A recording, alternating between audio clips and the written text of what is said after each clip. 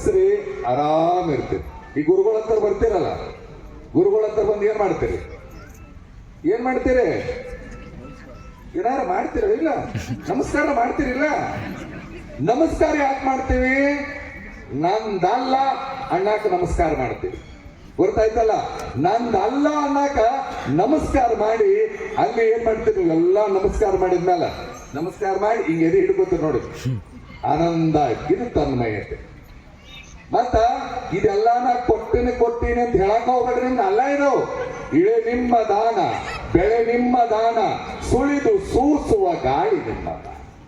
ನಿಮ್ಮ ದಾನವನುಂಡು ಅನ್ಯರ ಪೊಗಳುವ ಕುಣ್ಣಿಗಳಿಗೇನೆಂದೆ ರಾಮನಾಥ.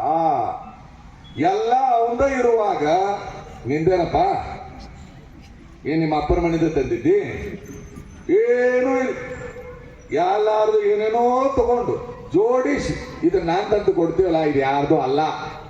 ಅದಕ್ಕಾಗಿ ಭಗವಂತನಿಗೆ ಸಮರ್ಪಣೆ ಆದ್ರಿ ಅಂತಂದ್ರೆ ಆನಂದ ಇರ್ತದ ನೋಡಿ. ಆನಂದ ಯಾವಾಗಿರ್ತದಂದ್ರೆ ಸಮರ್ಪಣೆ.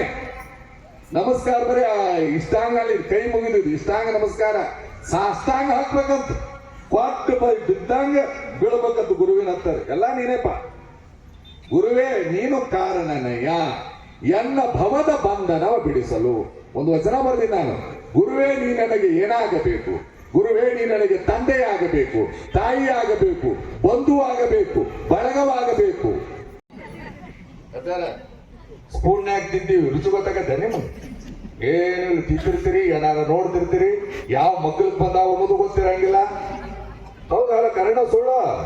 ಕರೆನ ಹೇಳಾಕತ್ತೀನಿ ನಾನಂತೂ ಇನ್ನು ಪಕ್ಕ ಕರೆ ಹೇಳ್ಕೊಂಡು ಹೋಗ್ಬಿಡ್ತೀನಿ. ನನಗೂ 56 ಇವರಟ್ಟು ನಾವೇನು ಇವ್ರು ನಿಮ್ಮ ವಯಸ್ಸಿನಾಗ ಶಿವಾರ್ಪಣ ವಸ್ತು ಹಾಗಾದ್ರೆ ಗೊತ್ತಾಯ್ತು ನಮಗೆ. ಯಾಕಂದ್ರೆ ಇವತ್ತು ನಾವು ಬರೀ ಆಹಾರ ಅಷ್ಟೇ ಅಲ್ಲ, ವಿಚಾರಗಳು ಕೂಡ ಪ್ರಕ್ಷುಬ್ಧವಾಗಿಬಿಟ್ಟಿದ್ದಾವೆ.